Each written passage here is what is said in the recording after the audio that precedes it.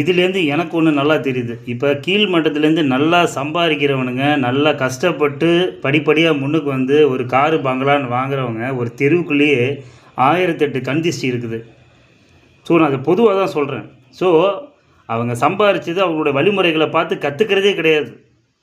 அவன் அப்படி இருக்கான், இவன் நல்லா வாழ்ந்துட்டானா அப்படின்னு சொல்லி அவருடைய தவறான எண்ணங்களில் சித்தரிக்கிறதும், தவறான வார்த்தையை அக்கம் பக்கத்தில் வந்து விவாதம் பண்ணுறதும், இது தவறான செயல்.